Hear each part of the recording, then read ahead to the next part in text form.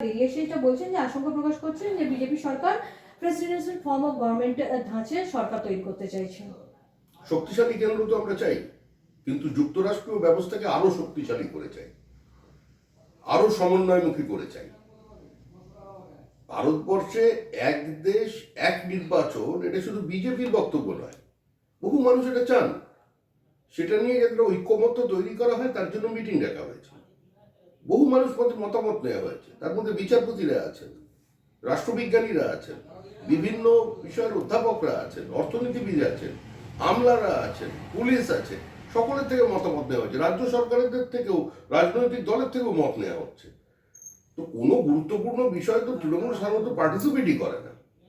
আজকে বেরিয়ে এসে একটা রাজনৈতিক বিবৃতি দিচ্ছেন। আরে রাষ্ট্রপতি শাসন করতে হলে তো পশ্চিমবঙ্গে এতদিন এই সরকারটা বিজেপিকে যত খুন করেছে থাকারই কথা নয়। বিজেপি ওই কংগ্রেসের গর্ভ থেকে জন্ম নেয়নি, কংগ্রেসের ডিএনএ তৃণমূল বহন করে। তারা চিরকাল কংগ্রেস যা করে এসছে, তাদের চেতনে অবচেতনে সেটাই কাজ করে, সেই ধরনের বক্তব্য রাখছে। কিন্তু ওনাদের বক্তব্য যে যদি এইরকম পরিচালনা করা হয় তাহলে সেটা যুক্তরাষ্ট্রীয় পরিকাঠামোর পরিপন্থী বলছেন তারা। সেটা তাদের মত, প্রত্যেকেরই মত দেওয়ার অধিকার আছে, কিন্তু দেশের প্রশাসনের উপর থেকে, অর্থনীতির উপর থেকে চাপ কমাতে, রাজনৈতিক সচেতনতা বৃদ্ধিতে, রাজনীতিকে দুর্নীতিমুক্ত, পেশি শক্তি মুক্ত করতে, রাজনীতিতে কালো টাকার ব্যবহার কমাতে, বন্ধ করতে, সার্বিকভাবে নির্বাচনী সংস্কারের স্বার্থেই এটা একটা দিক, এটা লক্ষ্য, সেটাই এটা করার উদ্দেশ্য সেটাই। এবার তাদের মতামত তারা রেখেছে।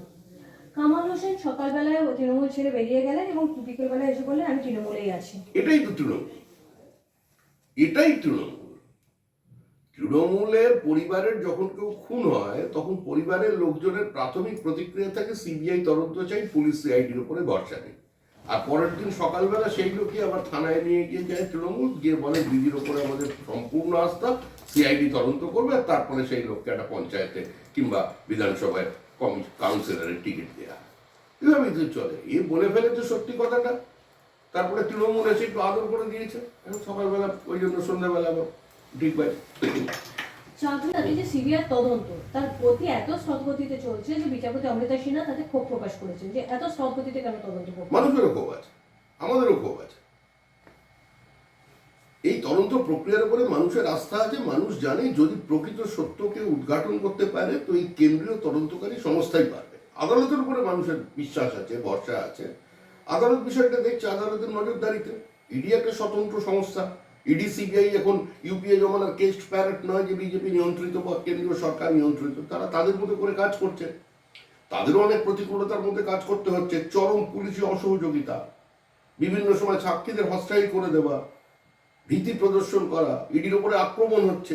এই সমস্ত কিছুর মধ্যে দিয়েই তারা চলছে। এই কণ্টকাকীর্ণ পথ দিয়েই কিন্তু ইডিকে তদন্ত করতে হবে, তদন্তের গতি বাড়াতে হবে, না হলে মানুষ একটু হতাশ হচ্ছে। মানুষ এখনো আশা হারায়নি।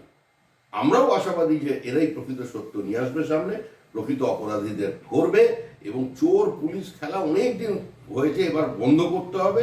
আর মানুষ এখন ছোটখাটো চোর চাইছে না, মানুষ ডাকাত ধরা দেখতে চাইছে। ধর্ণা মঞ্চে দুদিন মুখ্যমন্ত্রী মমতা বন্দ্যোপাধ্যায় থাকলেন বা দলনেত্রী হিসেবেও থাকলেন, অভিষেক বন্দ্যোপাধ্যায় এলেন না। আজকেও মমতা বন্দ্যোপাধ্যায় নবান্ন থেকে মঞ্চে যাওয়ার কথা ছিল, যেখানে আজকে তৃণমূল মহিলা কংগ্রেস আজকে পরিচালনা করছেন, কিন্তু গেলেন না। মুখ্যমন্ত্রী কখন কোথায় কিভাবে যাবেন, তার পরিবারের লোকজন, তাদের কি গতিবিধি হবে, এটা নিয়ে বিজেপিরও কোনো মাথা ব্যথা নেই, আর পশ্চিমবঙ্গের মানুষেরও খুব একটা মাথা ব্যথা নেই। যাদের জন্য এই ধর্না, যাদেরকে বার্তা দেওয়ার জন্য এই ধর্না, যেসব সংবাদ থেকে মানুষের দৃষ্টি ঘোরানোর জন্য এই ধর্না, সেই মানুষরা বোঝে যে তৃণমূল কংগ্রেসের প্রাতিষ্ঠানিক লুট আর দুর্নীতির কারণেই তারা বঞ্চিত হচ্ছে। সুতরাং এ ধরনের নাটক আর মানুষ গ্রহণ করবে না। চলেছেন টাকা দেয়নি কেন্দ্র, সেই মন্ডকা নিয়ে আজকে দেখা গেল বিভিন্ন জায়গায় ইডি তল্লাশি চলছে, এবং সেখানে দেখা গেল ডিএমডিসি বাড়িতেও চলেছে, প্রাক্তন বিডিও ছিলেন তার বাড়িতে, এরকম ভাবে বিভিন্ন জায়গায় তল্লাশি চলছে। দেখুন, তৃণমূল কংগ্রেস যেভাবে সরকার পরিচালনা করেছে, যে বুথে লিড চাই আর তার সঙ্গে সঙ্গে টাকা চাই, দল থাকলে টাকা থাকবে, তাদেরই বিধায়ক বলছেন, এবং সেটা 75-25-এ ভাগ করতে হবে, দিয়ে খাওয়ার একটা সংস্কৃতি তৈরি করতে হবে। তো এই কারণেই মূল লক্ষ্যই যখন টাকা তোলা, সেই জন্য সরকারের কোনো দপ্তর বাকি নেই। যেখানেই প্রকল্প, যেখানেই টাকার লেনদেন, সেখানেই তৃণমূলের হাত, সেখানেই দুর্নীতির ছোঁয়া আছে। এবার 100 দিনের কাজের দাবিতে মুখ্যমন্ত্রী ধর্ণা দিচ্ছেন, আর 100 দিনের দুর্নীতি তো সর্ববৃহৎ দুর্নীতি। ভুয়ো জব কার্ড, 100 দিনের নামে অন্য ফান্ডে সেই টাকাকে সরিয়ে ফেলা, খরচা করা, এই হিসাবগুলি তো কেন্দ্রীয় সরকার চেয়েছে, সেটা দিতে পারছেন না। দুর্নীতি তো আছেই, দুর্নীতি হয়েছে বলেই তো দরিদ্র মানুষের 100 দিনের কাজ তার টাকা পর্যন্ত ঘুরিয়ে দিয়েছে। তদন্ত হচ্ছে, তদন্ত হবে।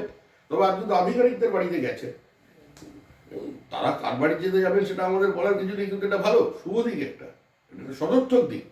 কারণ এই যে তৃণমূল কংগ্রেসের নেতা, তৃণমূল কংগ্রেসের নেতৃবৃন্দের লুটের সুযোগ নিয়ে আমলারা এবং সরকারি কর্মচারীরা কিছু রাস্তায় নেমে পড়েছিলেন লাইনে। যেভাবে আইএস কয়েকজন অফিসাররা যে কলকাতার তাদের যে বাড়ি, সেই প্রাসাদ এবং অট্টালিকা তো কোনো ইন্ডাস্ট্রিয়ালিস্টের হয়, 3 তলায় সুইমিং পুল বানিয়ে ফেলেছে একজন। শান্তিনিকেতনের বাড়ি, বিভিন্ন জায়গায় জমি, প্লটের পর প্লট জমি, নিউ টাউনে অবন্তি ফ্ল্যাট। এখন এদের ধরা উচিত, শুধু নেতার দিকে, নেতারাও লজ্জা পাবে এদের কিছু লোকের লুটজনের কারণে। যারা যারা কাজ করবেন তাদের ভবিষ্যৎ খুব একটা ভালো হবে না। এখন আমলাদের সহযোগিতা ছাড়া কোনো রাজনৈতিক দল কোনো সরকারের পক্ষে লুটকে সংগঠিত করা সম্ভব নয়। তারা ভয়েতে করে না ভক্তিতে করে না, এটাই তাদের কাজ, সেটা তারা ঠিক করবে। কিন্তু দুর্নীতিতে সহযোগিতা করেছে এবং তাদের ধরতে হবে, তাদের থেকেও লুটের মাল উদ্ধার করতে হবে। মানুষের টাকা, মানুষের মুখের গ্রাস, সেটাই বিক্রি করেছে। মানুষের চাকরি, তার মেধা, তার সারা জীবনটাকে, যৌবনটাকে লুট করে নিচ্ছে, সেটা বাজারে বিক্রি করছে। গোটা সমাজকে একটা খোলা বাজার বানিয়ে দিয়েছে। তার মধ্যে এই আমলারাও আছে, যারা আছে তাদের বাড়িতেও ছাপা পড়বে।